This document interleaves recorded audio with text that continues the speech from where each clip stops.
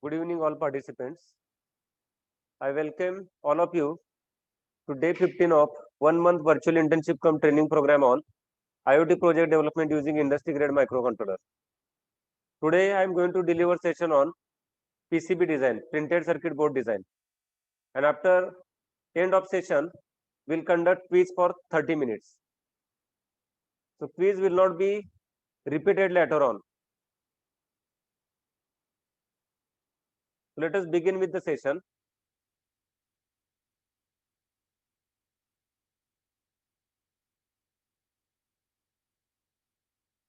So today's session is on PCB design using Deep Trace software. There are number of softwares available in the market which can be used for PCB design. So in this program, we'll make use of Deep Trace software. This software is available in free version as well as license version. In free version, we can design PCBs up to 300 pads. If number of pads are greater than 300, then you require license version. However, the Deep Trace software version, which has support of unlimited pad, is available for 1 month. Is available for 1 month free of cost. So content of this today's session. First of all, I will discuss PCB design guidelines. Then I will start discussion on single-sided PCB design, and there I have taken case study on PIC development board design. And if time permits today, I will also discuss about double-sided PCB design, and for case study we will have 4 key touch switch. So PCB of this IoT development board will design using Deep Trace software.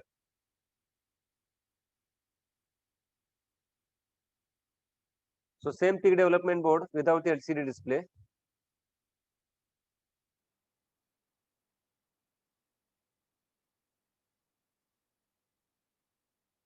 First of all, I will discuss some important points with regard to PCB design, and then we'll go for use of Deep Trace software for actual PCB design.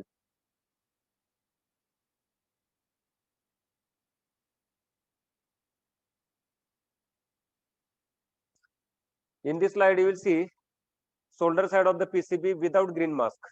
Usually, green mask is used in PCB fabrication. In automatic soldering, green mask is must. In the absence of green mask, in automatic soldering, there are major problems. Like you will see, on the solder side, there are copper traces.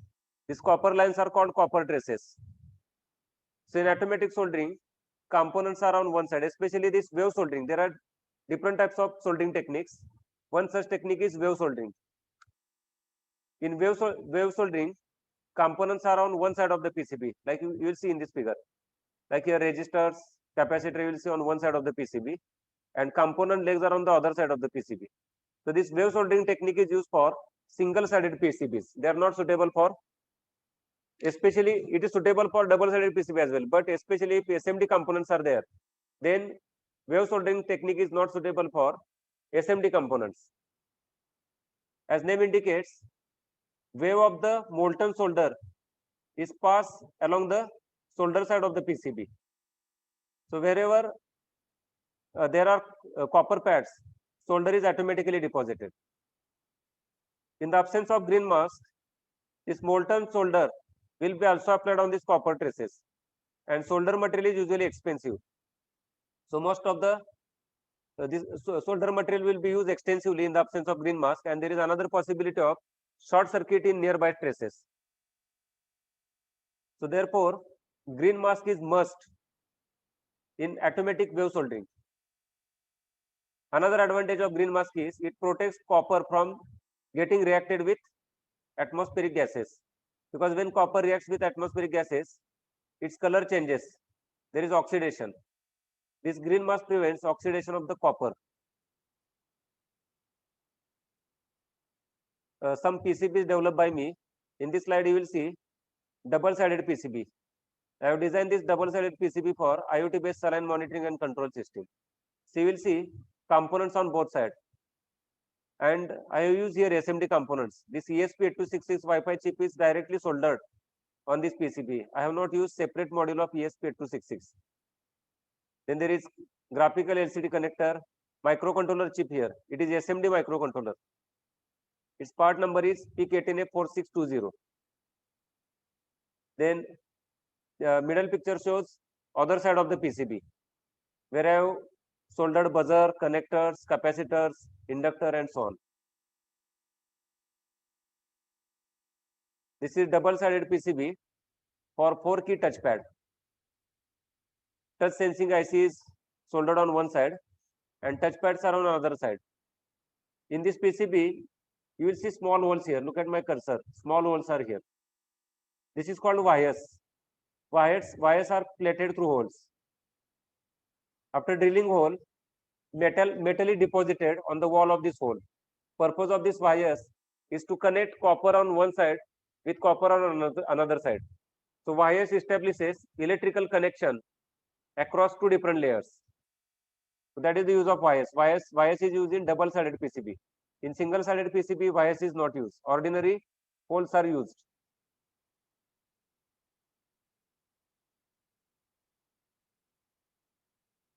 So this is touchpad here. Touchpad mounted inside the IoT-based align monitoring system, and this touchpad is operated from outside. So in between this touchpad and user finger, there is plastic layer. So sensing is possible even though there is plastic layer in between this touchpad and user finger. Units used in PCB design. Usually millimeter and mil, these two units are used in PCB design. Unit of mass used in PCB technology is ounce. It is abbreviated as OZ.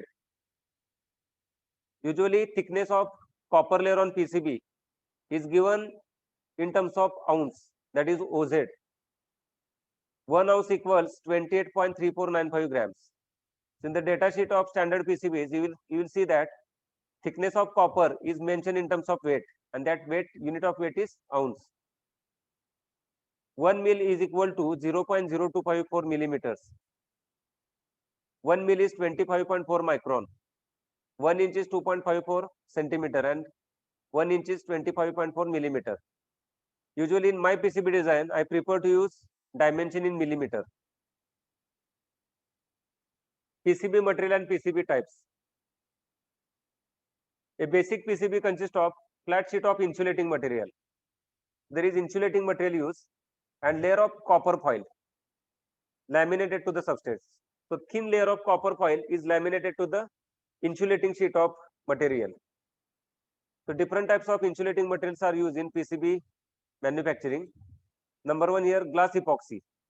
This glass epoxy is available in different grades like FR4, FR5, FR6 up to FR10. FR stands for here fire resistance. Glass epoxy material does not catch fire easily. That's why it is called fire resistance. So it is available in different grades. The most widely used grade is FR4. So FR4 PCB is widely used in PCB manufacturing. So glass epoxy, it is glass reinforced epoxy laminate sheet.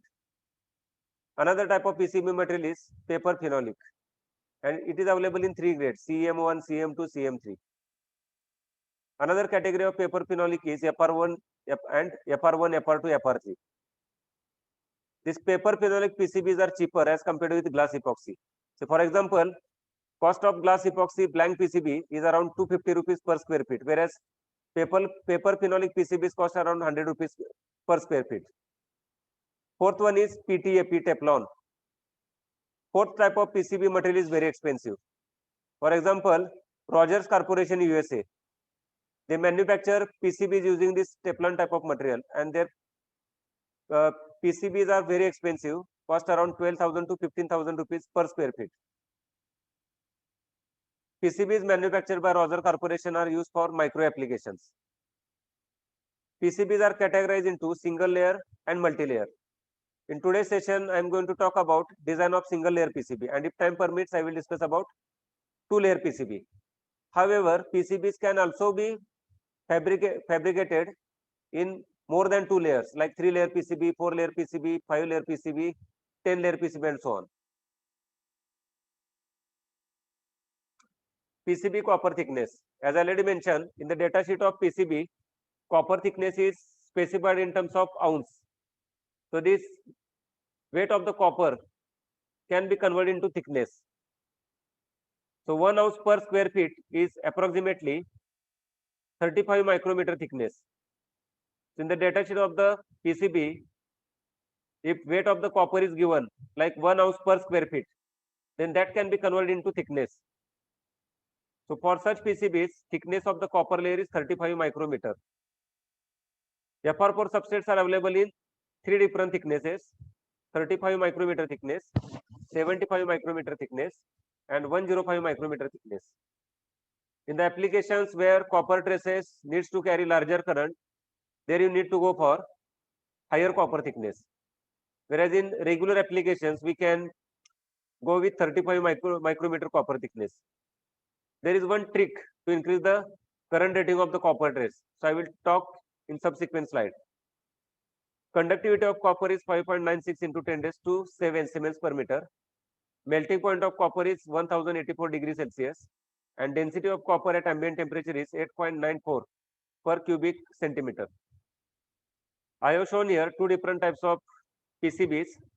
PCB having copper layer on one side, it is called single-sided PCB. And second figure shows copper layer on both sides. It is called double-sided PCB. In double-sided PCB, basically substrate is sandwiched between two layers of the copper. Common words used in PCB design. Some common words are shown here. Solder mask. This green layer which you see on this PCB is called solder mask. I already showed one PCB without solder mask. This PCB is without solder mask. Solder mask is also called green mask. Solder mask is also called green mask. So solder mask is the layer of the color applied on the PCB. In the solder mask, copper pads are uncovered. That is, green mask is not applied on the copper pads where soldering is to be done. So wherever we need to apply soldering, that part is not covered in green mask. Otherwise, we cannot do soldering. Then another common word used in PCB design is silk layer. You will see here white color on this PCB, and number and text is printed. So this white color, like around the capacitor, you will see there is white circle. So this white circle and text printed belong to the silk layer. So with the help of silk layer, we can print text on the PCB and boundaries of the components. Like here, this white circle is boundary of the capacitor. So boundaries of the components, text we can print with the help of silk layer. Then copper traces. As this PCB is green mask, you will not directly see here copper traces. So these copper traces are underneath this green mask. So copper traces are used for interconnection of components. That is, one component is connected to another component using copper traces. So copper traces plays role of wire. Copper traces are nothing but wires on the PCB. Another common word is pad. We solder the components on the pads. You will see here, for example, look at the cursor position. These are the pads used for connecting the IC package here. So each and every component is soldered with the help of pad. So pads are used for soldering the component legs. And copper layer. So copper layer belongs to copper traces as well as ground. In this picture, you will see green mask is removed here. So under green mask, there is copper layer here. So there are copper traces and ground. So ground can be small copper trace or it can be bigger. Another common word used in PCB is vias. Vias is used only in multi-layer PCB. It is not used in single-sided PCB. There are different types of vias. In this figure, you will see 4-layer PCB. On the top side, we have first layer here. Then this is second layer, third layer, and fourth layer. In multi-layer PCB, there are three types of wires: through hole, buried via, and blind via. This buried via is inside the PCB. That's why it is called buried via. This blind via begins on the, for example, top layer, and it is terminated in middle layer. So its other end is not available on the opposite side of the PCB. That's why it is called blind via. In via, what is done? Hole is drilled, and on the walls of the hole, conductive layer is deposited. So for example, you will see here, this is through hole. Inside the hole, on the walls of the hole, metal is deposited. That's why it is also called plated through hole. Standard word use is, this via is also called plated through hole.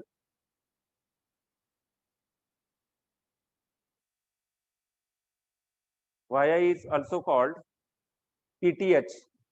PTH stands for plated through hole. It is also called PTH. PTH stands for plated through hole.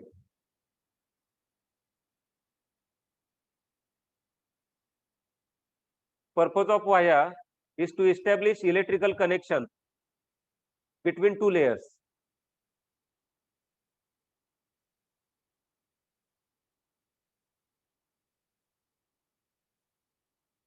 So purpose of this via is to establish electrical connection. For example, here on top layer and bottom layer.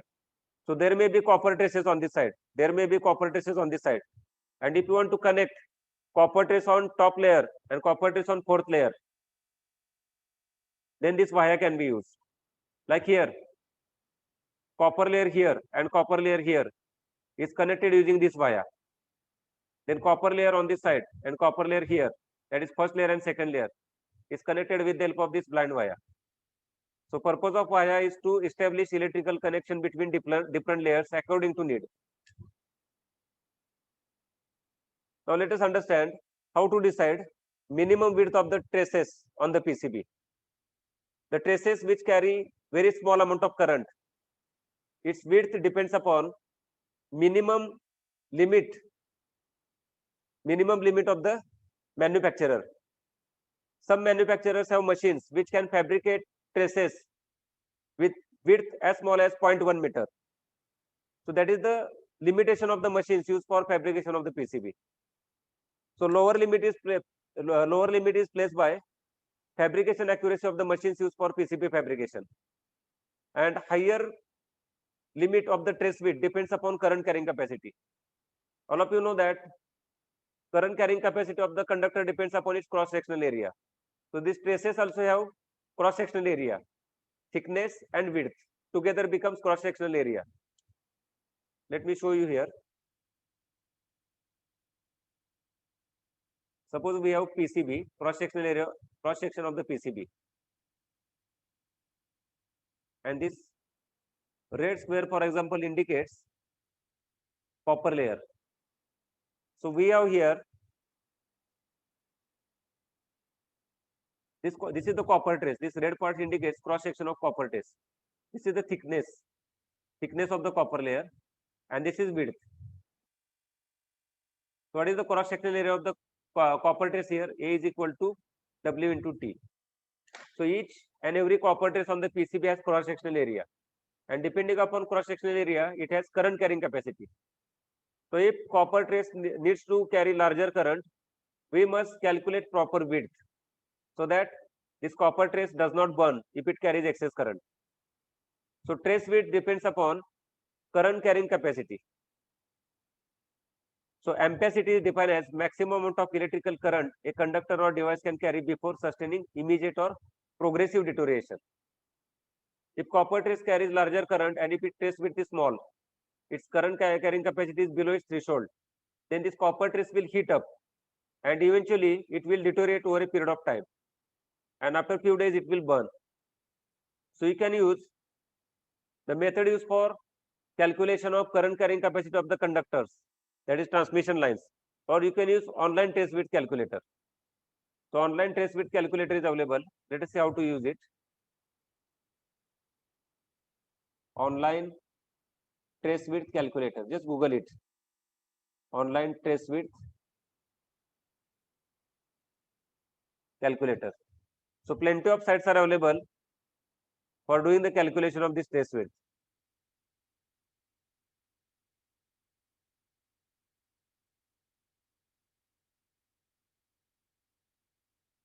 So I open this web page. Now you need to give here information, thickness. So what is the thickness? Thickness I am going to give in micrometer. So thickness of our PCB is 0.35 micrometer. Thickness is given. What is the current carrying capacity?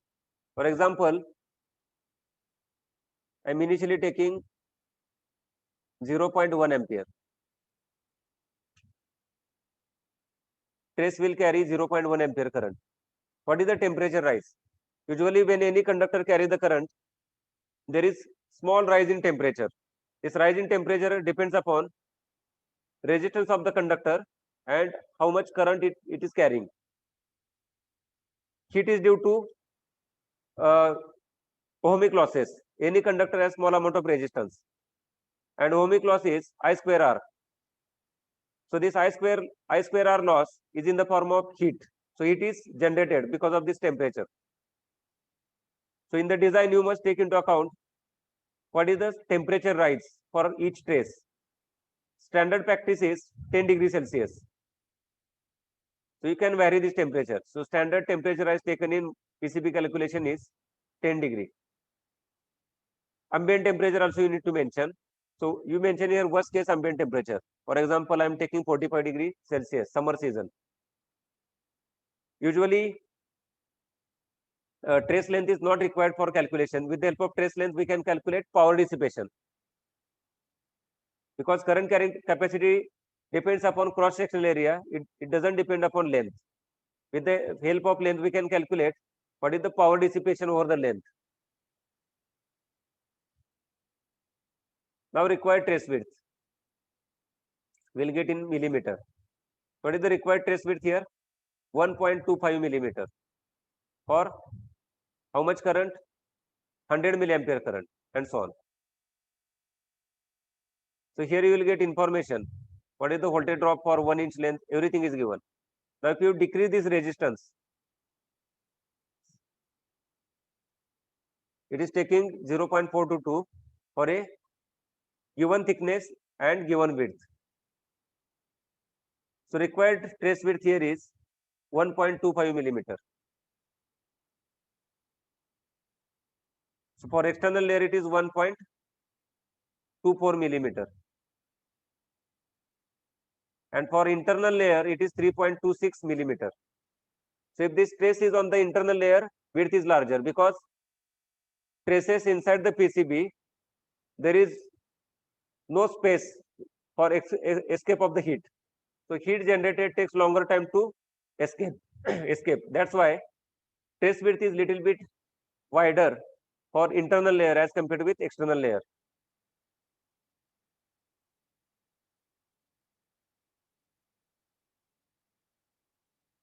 Then one important point I want to discuss here is there are three types of PCBs available. PCB with 35 micron copper layer, 70 micron and 105 micron.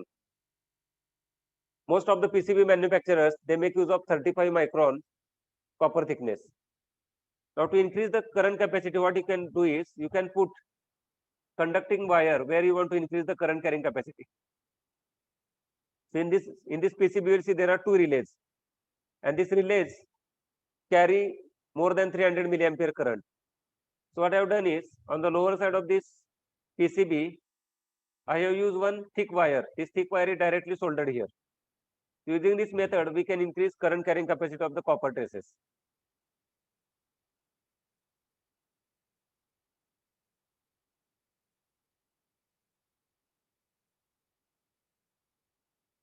And here you will see these are copper traces.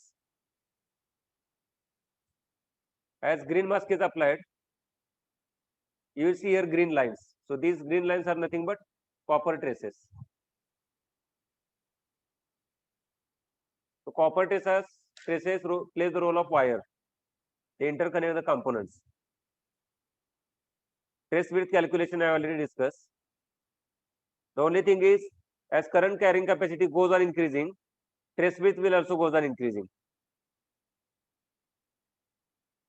Another important term used in PCB design is footprint. So what is footprint? A footprint or LAN pattern is the arrangement of pads in surface mount technology or through holes in through hole technology. So used to physically attach and electrically connect a component to a printed circuit board. The LAN pattern on a circuit board matches the arrangement of leads on a component. So in this picture you will see there is SMD IC. So each and every component has LAN pattern or footprint. So in PCB design, we must exactly create LAN pattern similar to component while designing the PCB. So on the right hand side, you will see PCB and there are footprints on this PCB. So each and every component has unique footprint. As we are going to make use of PIC18A4520 in our PCB design. So while designing PCB, you must know pinout of the components. So according to pinout of the components, you need to do interconnections in PCB design. We are using DIP-IC package, dual inline package. This is SMD-IC package, but in our PCB design, we will make use of this DIP-IC package. We are also going to make use of ULN2003 IC in PCB design. So it is 16-pin IC. We will make use of DIP-IC package. In PIC development board, we are not using this conventional socket. This is traditional IC socket, and this is called ZIF socket. ZIF socket, ZIF stands for zero insertion force. The advantage of ZIF socket is IC can be easily inserted and it can be easily removed. Whereas in conventional socket, you need to apply larger force in order to insert the IC. So if you use conventional IC socket in the development board, then there is possibility of damage to the IC when you frequently insert and remove the IC. So in the development board, people usually make use of ZIF socket. Advantage of ZIF socket is IC can be easily inserted, it can be easily removed. So this PCB we are going to design in our today's session. Design of PIC development board in IoT kit. This is solder side of the PCB and this is component side. This is component side of the PCB and this is solder side. Now while designing PCB, especially single layer PCB, in double layer PCB assumptions are slightly different. In single layer PCB, you must know whether you are putting components from component side or from solder side. This assumption is really important. So in our PCB design, we'll consider component side and we'll assume that PCB is transparent so that we can also see solder side. This is bottom side of the PCB. You will see here on bottom side there is only one component. This component is SMD, surface mount device. SMD stands for surface mount. Two types of components are used in PCB, SMD components and through hole components. Through hole.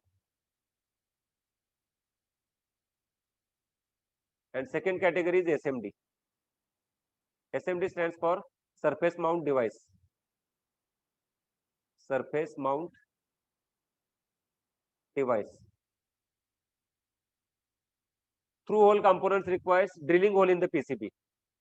So on this PCB you will see here this connector, these resistors, these LEDs. These components are through hole components. To solder this component on the PCB, we need to drill the hole. We need to drill holes, and through holes we pass legs of these components on other side where we apply the solder. For SMD components, drilling of hole is not required. Components are directly placed on the solder side and soldering is applied. Before we start session on use of DipTrace software for PCB design, you must understand each of the components. In this slide, you will see different types of connectors are shown. These green connectors are called terminal blocks. Name is written here. These green connectors are called terminal blocks. This buck strip is available in male and female. Then connectors on the right hand side are called relimate connectors. So relimate connectors are available in 2 pin, 3 pin, 4 pin, 5 pin up to 20 pin. So they are available in two different types, straight type and bend type. So this is straight type relimate connector. This is bend type. There is 90-degree bend here. Relimate connector has two parts, male and female. Male part is soldered on PCB. These terminal blocks are used for higher current applications. And usually we use relimate connectors. Relimate connectors are also available in high power category. But these green terminal blocks here, their current rating is very large as compared with relimate connectors. So for transmission of low power signal, usually relimate connectors are used. In connector specification, there is one important parameter. It is called pitch. Distance between two adjacent pins in connector is called pitch. This terminal block has pitch of 5 mm. It is slightly greater than 5.008 mm. I have written 5 mm. So distance between two adjacent legs in connector is called pitch. Similarly for IC also we can use concept of pitch. So for connectors, standard pitches are 1.27 mm, 2 mm, 2.54 mm and 5.08 mm. So for this green connector, pitch is 5.08 mm. These buck strips are available in three different pitches, 1.272 mm and 2.54 mm. The most widely used buck strip is with 2.54 mm pitch. So while selecting connector, we must also look at current rating. If connector is used for transmission of signal, low power signal, then we can use relimate connectors. In our PCB, we are going to make use of these components. Several components are there, but some odd components I have shown here. This is DC jack pin. This is female part, and this is male part, male and female. So this is on this side it is female, but with respect to mounting on PCB here, I can also say it is male type. And this wire comes from 12 volt adapter, for example. So this is male side. So on our peak development board, we'll also put this DC jack pin. I already discussed this SMD components on the lower side. Its part number is AMS 1117. It is 3.3 volt regulator. 3.3 volt regulator. Input DC voltage to this regulator should not be greater than 6 volts. Otherwise, output will be incorrect. So for AMS 1117, input DC voltage should not exceed 6 volts. It gives fixed 3.3 volt output. Before I start the session, I would like to play small video.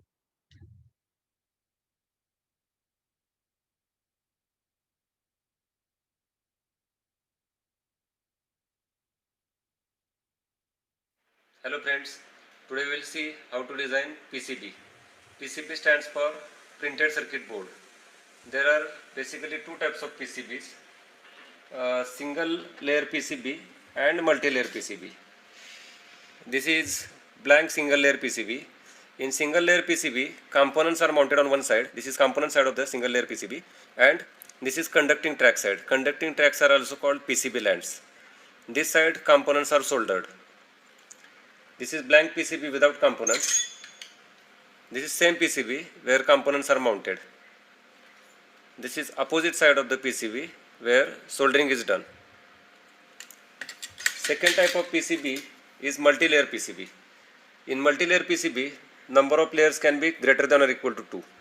So we will see here, this is double-sided PCB, that is 2-layer PCB. On both sides you will see conducting tracks. So components are mounted on both sides of the PCB, and soldering is also done on both sides of the PCB.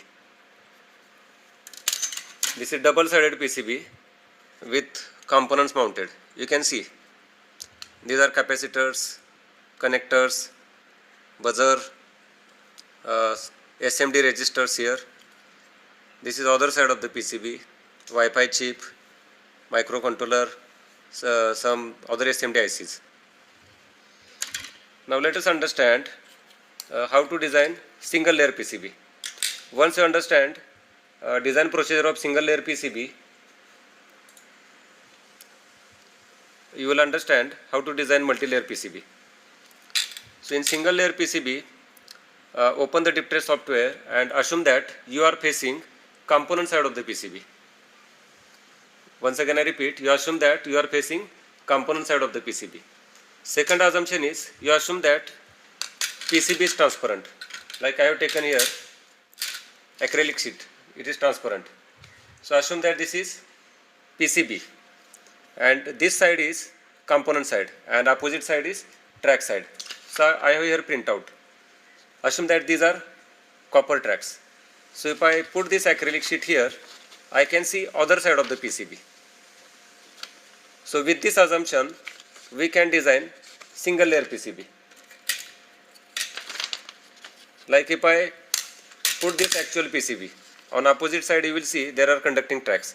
So when I rotate the PCB, what I get here? Mirror image. Like here, you will see this connector. This connector is coming now on this side. So if I put this PCB on top of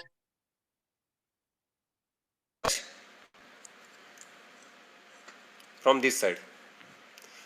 So by assuming PCB is transparent and facing the component side, we can design PCB in DipTrace software.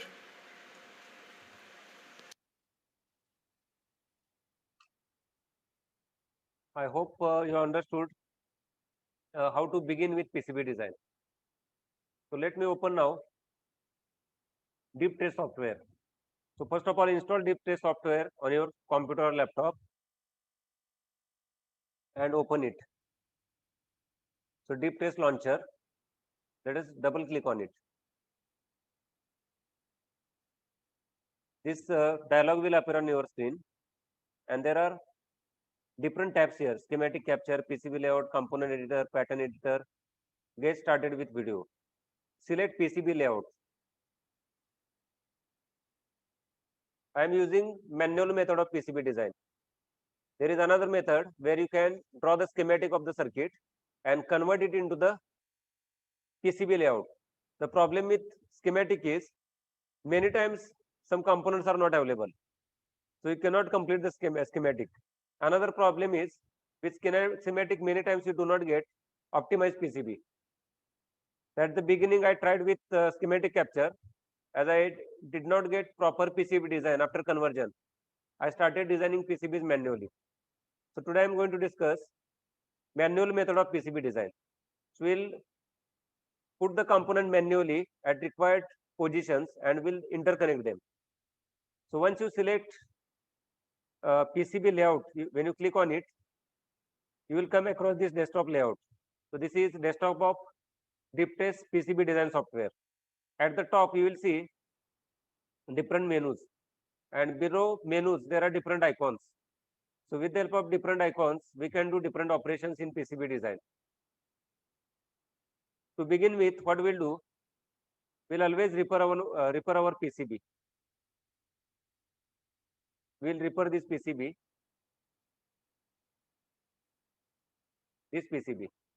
What we'll do is, we'll start by putting the footprint of this PIC18F4520 IC. Let us put footprint of PIC18F4520. It is DIP package. Before I begin, I would like to tell you about background color.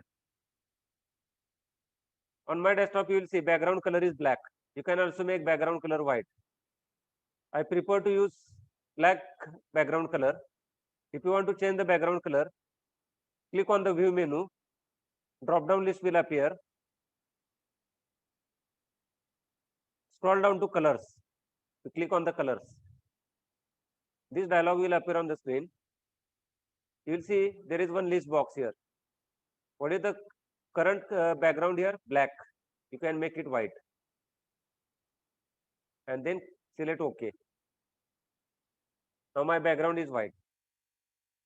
So on the white background, your components will look black, and on the black background, your components or traces will look white. So I prefer to use black background. It does not cause irritation to eyes.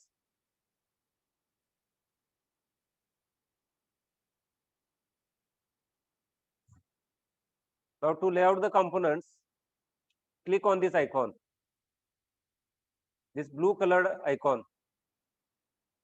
When you put your cursor on this icon, it will show place component. So click on this place component, click on it. One dialog will pop up on the screen. In the dialog, you will see libraries and components. Through this component window, we can search required component directly. And through this library window here, we can select footprint of component from the library of the software. So in the library of software, footprints of various components are available, and these footprints are categorized under different categories. Like you will see antennas, batteries, BGA connectors, capacitors, SMD capacitors, and so on. What we want is, we want component. So just click on this list box and select components. Now scroll down to microchip company. Just scroll down. You will see microchip somewhere here. This is the microchip. So once you select the microchip, go to the sub window here, this component window, and scroll down to our part number. Our part number is PIC18F4520.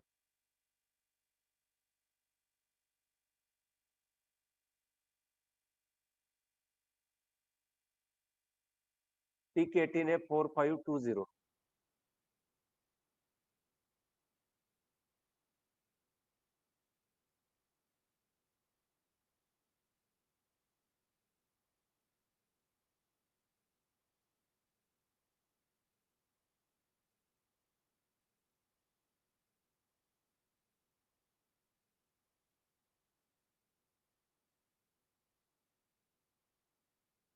Or you can directly uh, search this component. I will explain both methods. First of all, let us select manually 4520. Here it is. This is SMT type, and this is DIP package. So just click on the place button on the bottom side of this dialog. Here at the bottom of this dialog, there is place button. Click on it. So once you click on the place, you will see footprint of the component is displayed in this layout window. Just click it. If you click once, this footprint will be laid once. Again, if you want same IC package once again, just click it. You can click multiple times to lay out same component multiple times. Just now press escape button. Escape button is pressed. We need only one footprint. So what I will do is just select and delete it. So this is footprint of PIC18F4520. If you put your cursor on pin number 1, its name will be displayed, MCLR. Pin number 2, RA0AN0. Pin number 3, RA1/AN1, and so on. Now size of the pad. This circular ring you will see, these are the pads of the IC where soldering will be applied finally. Now assume that you are facing component side. Although you are facing component side, still pads are visible. Pads will be on the opposite side of the PCB. Assume that PCB is transparent so that you can also see pads on the other side of the PCB. You are laying out this component on the top side. You will see in this deep trace software, you can design 2-layer PCB at the most. This current version of software is not suitable for multi-layer PCB design. That is more than two layers of the PCB. So you are laying out components on the top side. You are not putting any components on the bottom side. Like if I click on this bottom layer, on the right hand side, you will see small window here. In this window, there are 3 tabs: layers, objects, properties. So I have selected here layers tab. Under layers tab, there are different layers like silk layer, mask layer, paste layer, top, bottom. Our components will be on top and bottom layer. Like silk layer is used for printing the text. So if I double click on the bottom layer will get selected. And on the bottom layer, you will see only pads. This boundary of the component is not shown. It means that we have placed components on the top layer. So if I double click on the top layer here, we will be on the top layer side. And when you double click on the bottom layer here, you will go to the bottom layer side of the PCB. We will put all our components on the top layer. And top layer is nothing but our component side of the PCB. Now what we will do is, we will increase pad size of this PCB. I usually do not make use of this default size of the PC, this pad. So just zoom in on, put your cursor on any one pad, right click on it. When you right click on it, one menu will one small menu will pop up. Just scroll down to pad properties. We'll modify pad properties. So after selecting pad properties, one menu will pop up. So click on this patterns pad properties. When you click on it, you will see there are different properties associated with this pad. First of all, this pad is through hole type. You can also go for surface. As we are using leaded IC, our pad should be through hole. Shape of the pad. You can define multiple shapes here like ellipse, oval, rectangle, polygon. We'll go with oval. Width 1.5 and height 1.5 mm by default. We'll modify this. So let us see what happens if we make this width equal to 2.5 and diameter of the hole. At the center of each pad, you will see there is hole. So this hole is indication of drill size. So diameter of the drill must be mentioned here. So when we drill the PCB, we must mention what is the size of the drill. It is whether it is 0.8 mm, 0.9 mm, 1 mm and so on.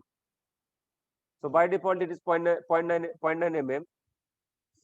For zip socket, it should be 1.1 mm. For zip socket, diameter of the hole must be 1.1 mm. Let's see what is the effect. Okay. So I have increased width in incorrect direction. Look at here. This is in incorrect direction. This pad started touching each other. So once again, right click on any one pad. From this pop-up list, select pad properties. Again, click on patterns pad properties. And here, you make it 1.6 and maybe 2.8. Apply to all pads. Click OK. So I have modified shape of the pad. Look at here. This is optimum one. Now we will lay out other components. So we have here now this 7805 regulator. Now we'll add footprint of 7805 regulator. Just once again, click on this place component icon. This dialog will pop up on the screen.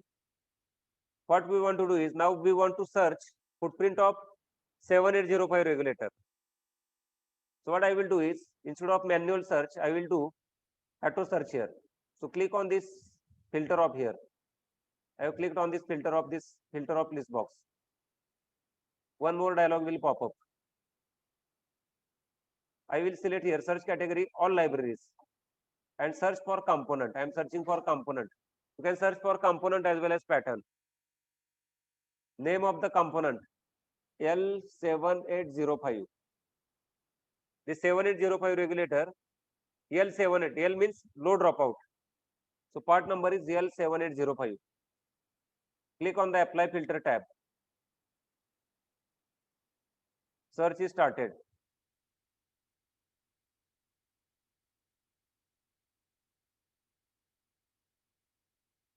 So after search, you will see under this component window, this L7805 regulators are displayed. So L7805 regulators are available in SMD as well as leaded category.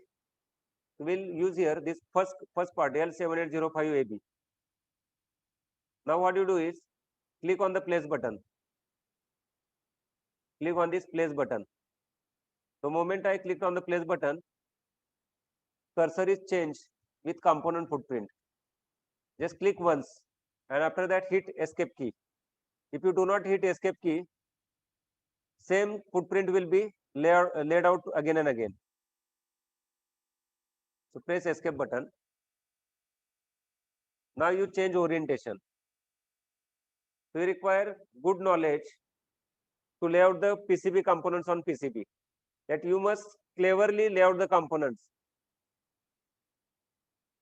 Just one suggestion I would like to give here. Your microcontroller should be in the middle of the PCB. It should not be at the edge of the PCB. The reason is microcontroller IC has these legs, these pins, and usually we connect these pins to various peripheral devices, registers, and other components.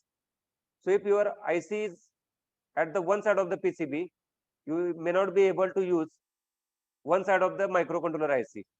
So your microcontroller IC must be usually in the middle of the PCB. So you decide first of all where you want to place the components. Like I have placed 7805 regulator here. Then I have DC jack pin here. Next to this LM7805 regulator, we have here DC jack pin.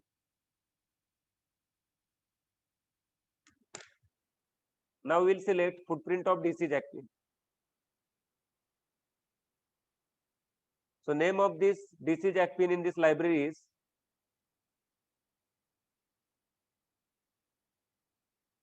its name is PJ-002A. Where it is available? It is available in components category, connector, power category. Subcategory is connector power.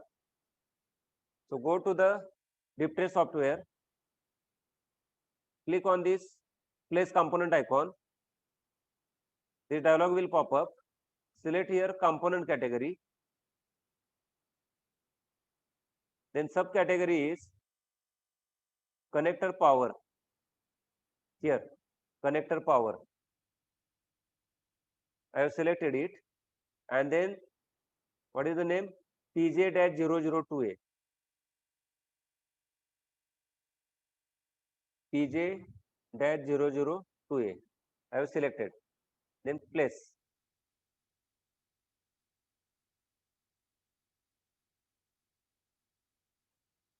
It is placed. Hit escape key. Select this component. If you press Ctrl R button, component will rotate by 90 degree. Ctrl R. With the help of Ctrl R, you can rotate component by 90 degree in anti-clockwise direction. It is placed. Now in this 7805 regulator, in this footprint, you will see double lines on this side. So on this side, we can put heatsink. So this double line indicates that heatsink side of the regulator. And if you look at our PIC development board,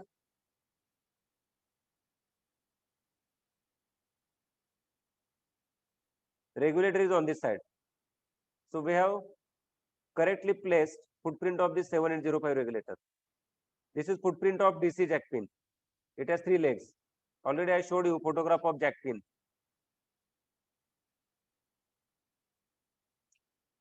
This is the photograph of DC jack pin. It is female. So female we mount it on the PCB. Now what you need to do is, you need to put other components. Let me show how to place buck strip. In our PCB there is buck strip. So buck strip is here. So in our PCB, we are using buck strip with 8 pins, 4 pins, 5 pins. I will show how to put buck strip of, let's say, 8 pin connector. So what you do is, under library window, select patterns.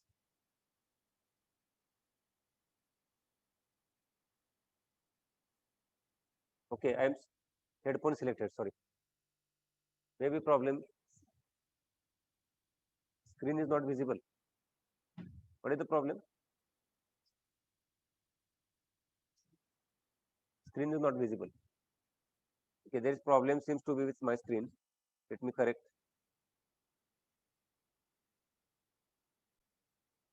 I hope screen is visible. Slow.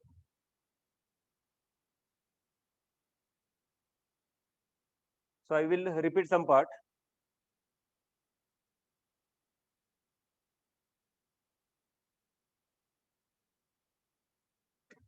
Now we'll see how to put 8-pin connector, that is buck strip. So click on this place component.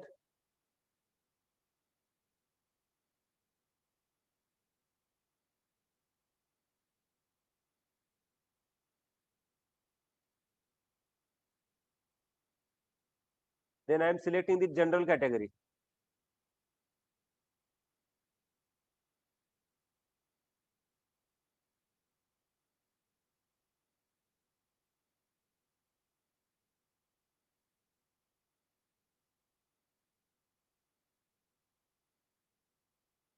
See, once again I repeat the step. Click on the place component icon. Under library, select patterns. Subcategory general. After that, go to the components window on this side and type letter H. When you type letter H, components begin with H name will be displayed. So this HDR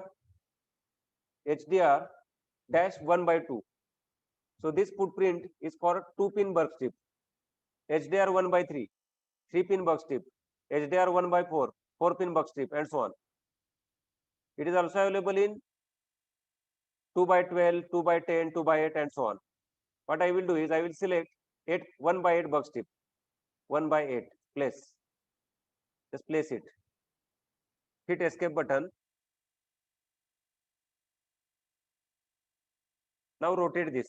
Let us make it vertical.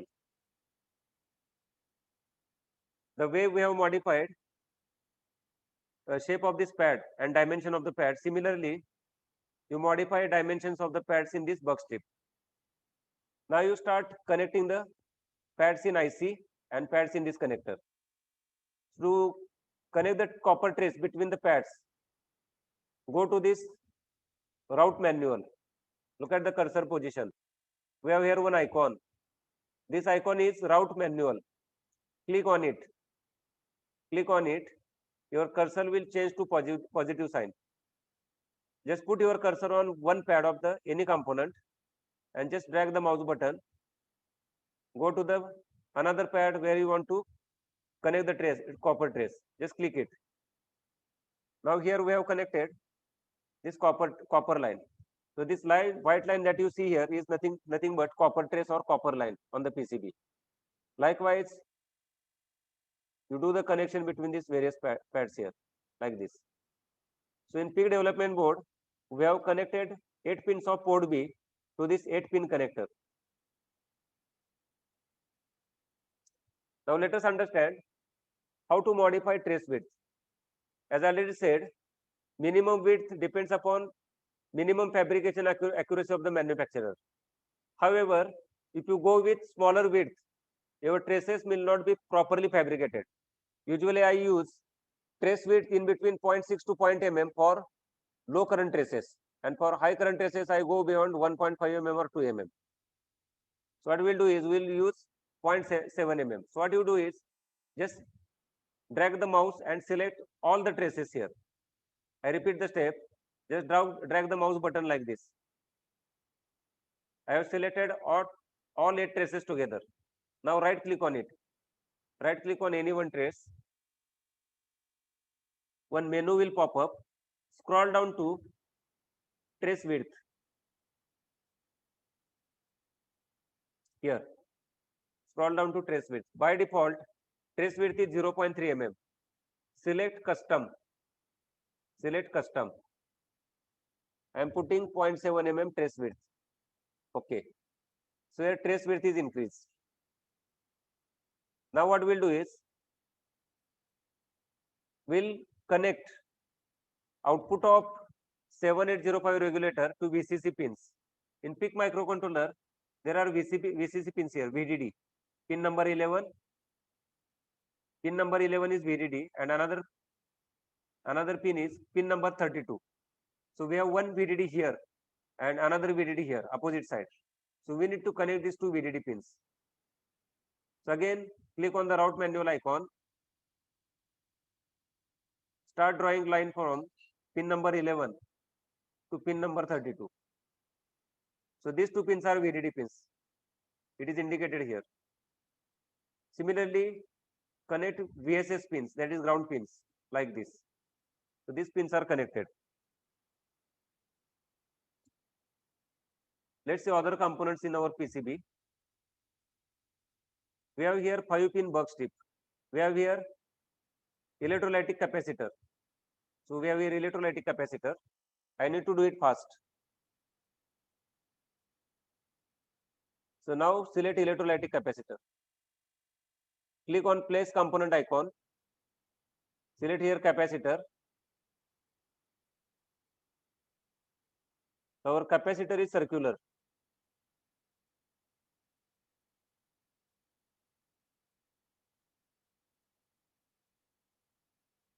Yeah, here CAPPR. So in this capacitor, this green circle indicates outer boundary of the capacitor, and these two pads are used for inserting the legs of the capacitor into the PCB, where solder will be applied on pad side. So how to select here this footprint of the capacitor? It depends upon voltage and capacitance value of the capacitor, voltage rating and capacitance value. So size of the capacitor is large when voltage rating is large, capacitance value is large. So what you can do is, through the datasheet you get dimensions of the capacitor, what is the pitch and what is outer diameter of the capacitor, and accordingly you select the footprint. Like in our capacitor, I am selecting footprint of CAPPR -5. This 5 means pitch is 5 millimeter and 30.5 is the diameter of this green circle. This green circle indicates boundary of the capacitor. Let's select it. Place. I am putting this capacitor somewhere here.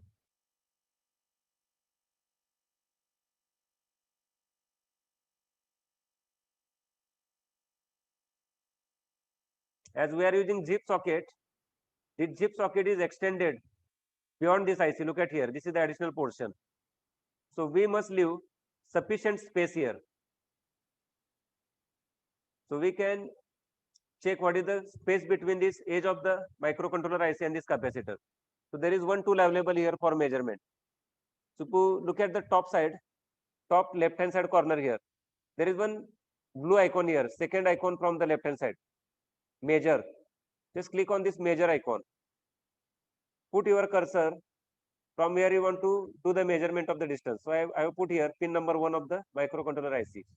And this, click the mouse button and drag it vertically, for example here. So this distance is indicated on the bottom side of my screen. Bottom side, left hand side corner. So let me once again repeat the step. So length displayed on the bottom left hand side corner is 12.91 millimeter. So we can measure distance like this. Like for example, here to here, distance is 20 millimeter. Like here to here, distance is 14.85 millimeter. While laying out the components, you must ensure that components should not clash with each other. Otherwise, in actual PCB, this component will start clashing with each other. So components should not clash with each other. So on this side, we have here heatsink like this. Now what I will do is, I will place few components and I will go for next step because we have limited time. So likewise, you put each and every component. Footprint of some components may not be available. For example, while designing PCB, I did not get footprint of this green connector, which is called terminal block. So we can create footprint manually. So what you can do is, you click on this icon. There are different icons here, place pad. So click on the place pad icon, place anywhere, place pad anywhere. I'm zooming in on. Now select this pad, right click on it, select pad properties. For green connector, we require diameter of hole 1.2 mm. I'm increasing this width to 3 mm and height 2 mm. Okay. We want oval shape. So instead of ellipse, I am taking oval shape. Okay. Now you copy this pad and paste it. Control C, Control V. Now adjust distance between them according to pitch of the connector. So this green connector has pitch of 5.08 mm.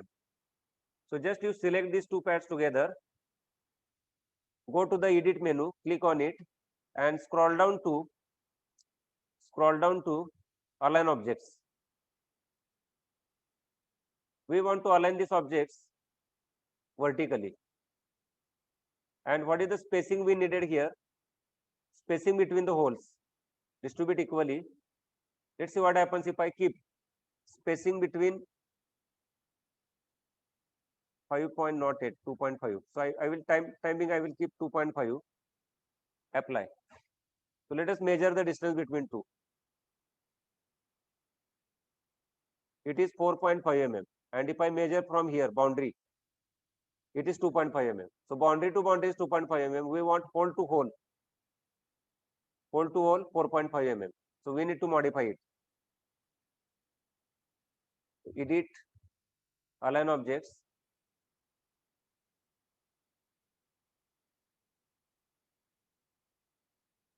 So how much we need? 3.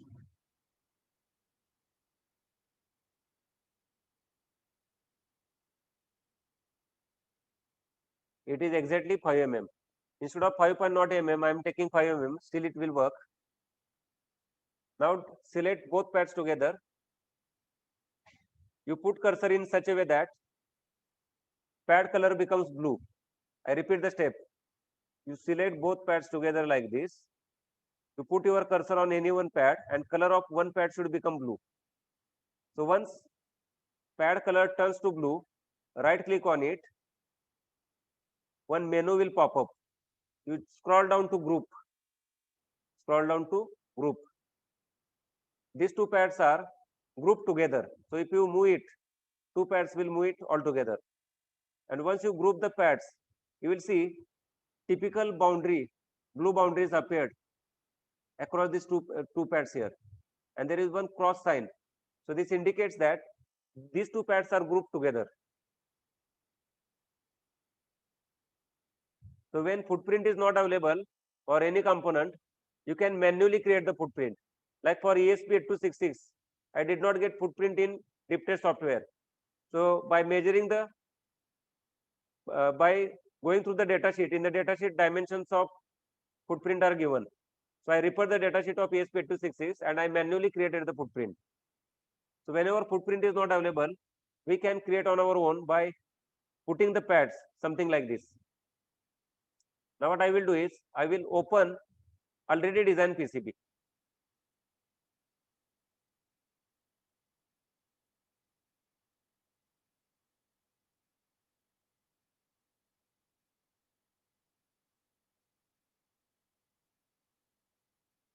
This is already designed PCB and here I have removed this copper core from the PCB. I will discuss what is copper core.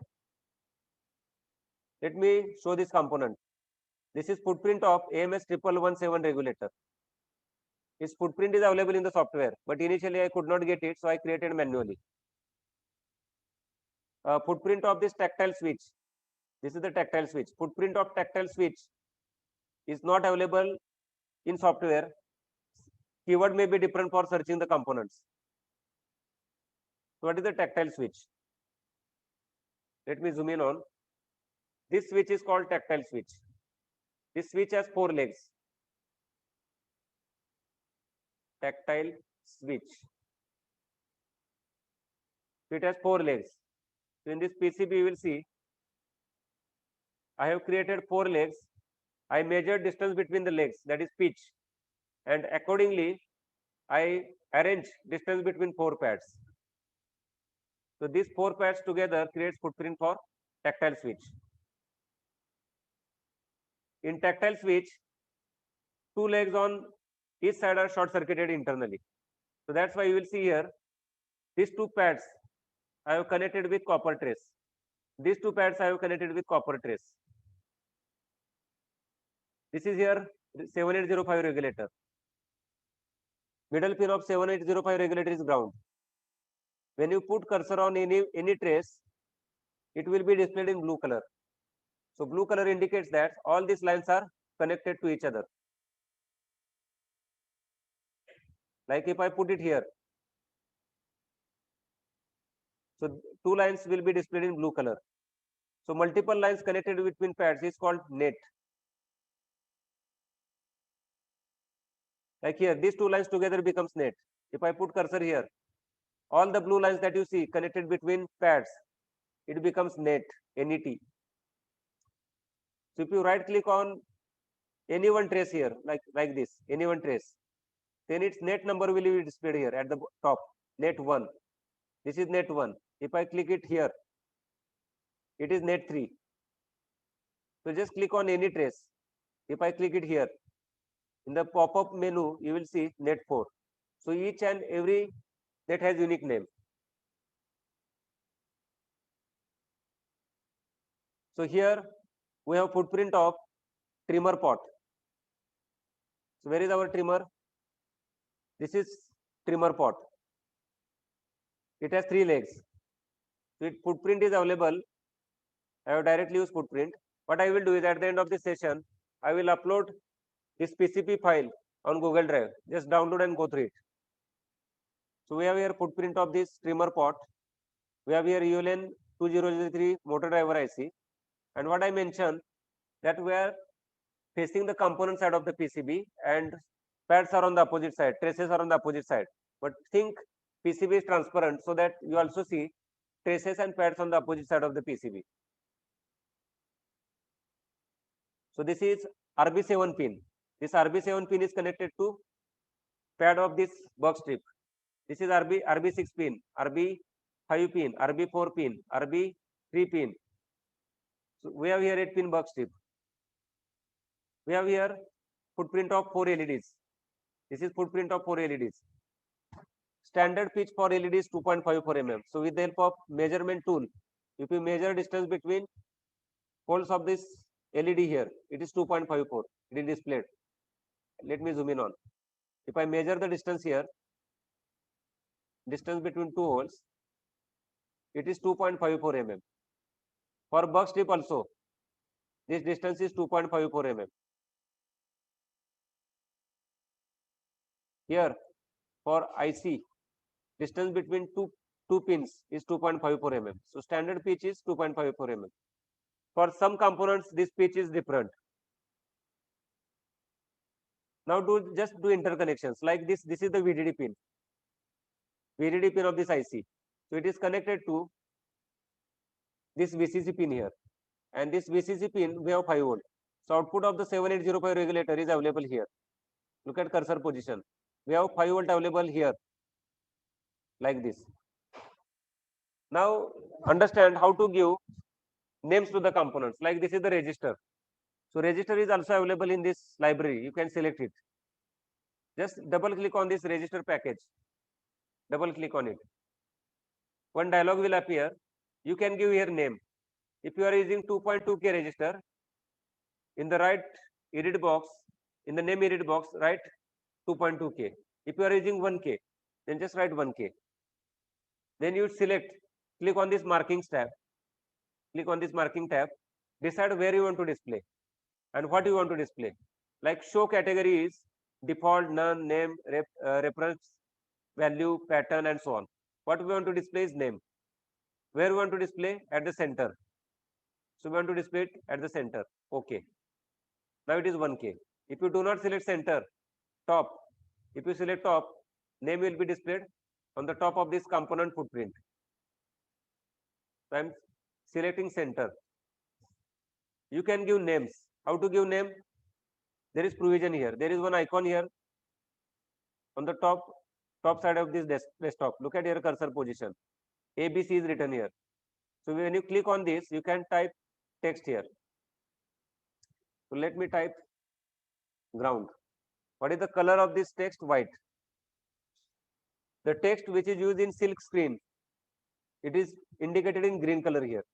So color of this GND must be green. So what you can do is just select it. When you select this text on the right hand side of this window, you will see properties here. And what is the property of this text? By default, it is top essay. What you can do is click on this list box here and select top silk. We are on the top layer, top silk. Color is changed. Now you can increase or decrease the size of this text. So for example, I am putting it here. So you can give names to your pins like ground pin, 3.3 volt. So output of AMS 1117 regulator is available here and its voltage is 3.3. That's why 3.3 is written. This is programming connector, ground pin, MCLR pin, VCC pin, PGD, PGC. This PGC pin is also connected to here, program clock pin of the microcontroller. It is connected to bus strip as well as this programming connector. This pin is program data. Program data pin is connected to program data pin of programming connector as well as this bug strip. So while programming this device, programmer PIC-Kit 3 or PIC-Kit 2 must be connected here. And if you want to do some type of experimentation like LED interfacing, display interfacing, keypad interfacing, then you can make use of this 8-pin connector. So it is up to you. Then we have available here 5-volt bug strip, 12-volt ground. We have green connector here. We have used here footprint of ULN 2003 IC. The way I explain how to select footprints for various components, same method you can use it here. So after doing connections between pads of microcontroller IC, connector or other components, we can put here green mask, copper port. Let me once again show you my PCB, other side of the PCB. On the other side of the PCB, you will see unutilized area on the other side is filled with copper. This is copper material here. And on copper, we have applied green color, that is green mask. So this is also copper. So by adding copper core, you can increase current carrying capacity of ground. And it also provides shielding from electromagnetic interference. Now let me quickly show you how to add copper pad. So what you do is, you must first of all click on this icon, place copper pore. Let me place my cursor here, place copper pore, click on it. Then put your cursor at one corner of the PCB, click it and start dragging the cursor towards right hand side. Once again click it. Now drag cursor vertically down. Click at this corner. Now drag cursor horizontally towards left. Click it. Now hit enter key. Hit enter key. This dialog will appear. We are supposed to give here clearance. I usually use 1.2 mm clearance. In this edit box, your clearance is 1.2 mm. After that, click OK. You will see copper core is added in PCB. Now you connect ground traces to copper core. Let me once again show you impact of clearance. So what you can do is, you click on edge of this copper core. Your edge color will become, on the edge you will see brown line. That means copper core is selected.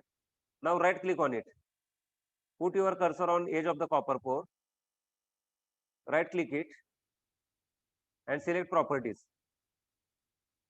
If I minimize the clearance, what will happen? Instead of 1.2 mm, clearance is 0.3 mm. Click OK. Clearance is very, very small. So during fabrication, there is possibility that this copper trace carrying signal may get short circuited with this copper core. So minimum clearance depends upon fabrication accuracy of the manufacturer.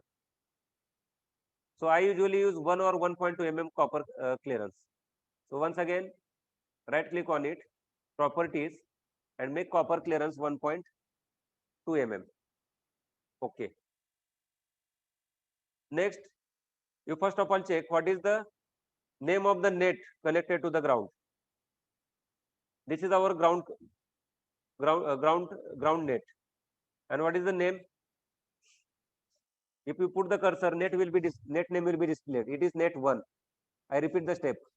I am putting my cursor on this ground trace.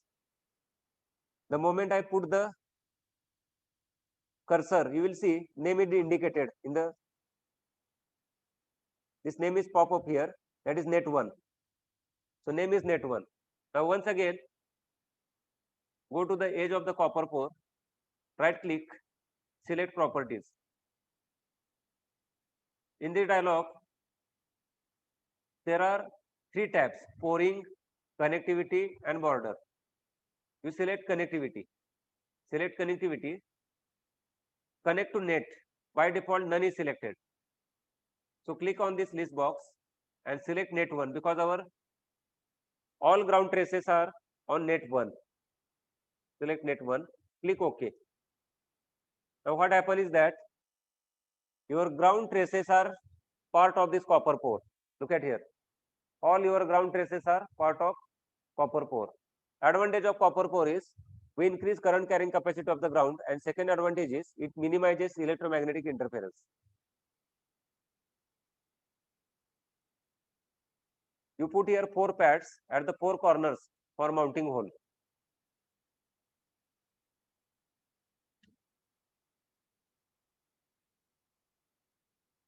So this way we can design the PCB. Because of limited time, I could not go to the depth. Now how to make negative? For fabrication of PCB, especially prototype, there are 2 types of PCB fabrications. One is prototyping and another one is mass manufacturing. In mass manufacturing, different process is followed, and in prototyping, separate method is used. If you want to fabricate PCB for prototyping purpose, in prototyping your quantity will be 1 or 2. In mass fabrication, quantity may be 100, 200, 1000 and something like this. In prototyping, usually photoresistive materials are used, and in mass manufacturing, different types of colors are used for mass manufacturing. So how to create negative? So click on the file menu, scroll down to preview. Scroll down to preview. First of all, put your PCB at the center of this layout window. There is an icon here, center the board. Just click on this, center the board. After that, click on this objects. There are different objects in PCB like pads, wires, holes, traces, copper ports, ratlines, tables. So many objects are there. What we don't want is, we don't want silk. While fabricating PCB in your department laboratory, silk is not required. Silk is different layer. So in the negative, remove the silk. Just uncheck this silk box. Uncheck. Silk box is unchecked. You will see that what is the effect. If I put the silk, text is displayed here. Even boundary of the component is also displayed. Silk is removed. Silk is removed. After that, click on the negative. Just check this negative box here. So negative is created. If you uncheck it, you will have positive. When photoresistive materials are used for PCB fabrication, we require negative. So just check this negative box. Negative is created. Then select here scale. A very important point is your scale must be 100%. Print scale and scale must be 100% because components have specific pitch. If you change the scale, you will not be able to place components on the PCB. After that, you can create PDF file of the negative. Print. I am creating here negative file in PDF format. So Microsoft Print to PDF. Click OK. Browse the path. Temporarily, I am saving this on the desktop. Pick board. Save. This negative you can print on trace paper, and trace paper you can use for PCB fabrication. Let me open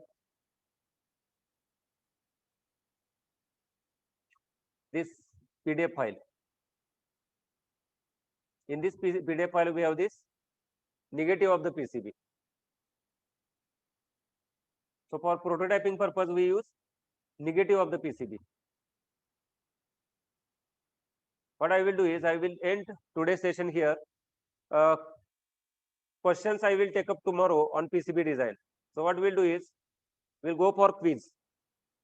What we'll do is we'll provide link for attending quiz on WhatsApp group. Link will be active for 30 minutes. So we'll start quiz at 7:30. Still 5 minutes are left. So what I will do is I will take up questions for 3-4 minutes and then we'll go for quiz.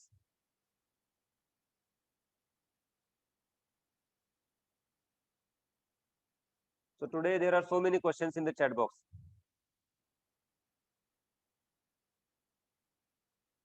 Can you explain how you design your PCB and what is the process? So process using deep trace software I have already explained. For fabrication we use photoresistive material. What we do is we have photoresistive material that is kind of chemical. It is sensitive to sunlight. It is sensitive to ultraviolet light. So what we do is in the negative you might have seen. In the negative where you want copper, in the negative that part is white. Where you want copper on the PCB, that part is white. And where you want to remove copper from the PCB, that part is black. So what we do is we put negative on the PCB coated with photoresistive material. First of all, I apply photoresistive material, and this operation must be done in dark room. You cannot do it in you cannot do it in the lab where there is sunlight or there is tube light. It must be done in dark room.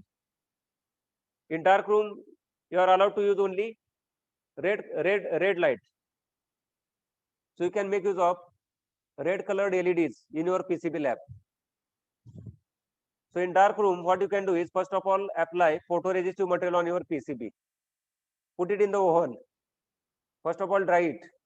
After drying the photoresistive material on the PCB, put your negative. In your negative, white areas are related to copper and black area is related to removing of copper on the PCB. After putting negative on the photoresistive coated PCB, put it inside the ultraviolet ray chamber and expose it to ultraviolet rays for at least 1.5 minutes. From white areas in the negative, ultraviolet rays will pass. This ultraviolet rays, they will harden this photoresistive material. And in the black areas, ultraviolet rays cannot pass. So the area which is covered by black portion in the negative, it will not be exposed to the ultraviolet rays. After that, after exposing your photoresistive material on the PCB along with negative, it must be developed. There is one developing solution. So when you put developer, the photoresistive material which is exposed to ultraviolet ray will further harden, and the photoresistive material which is not exposed to ultraviolet rays, it will be removed. So what will happen is that the places on the PCB where you want to put the copper, you will have thick hard layer of the photoresistive material, and from other portions this photoresistive material will be removed through this developer. After that you put this PCB in ferric chloride. So where there is photoresistive material, copper will be retained, and when there is where there is no photoresistive material, that copper will be etched out in ferric chloride. So this method we follow for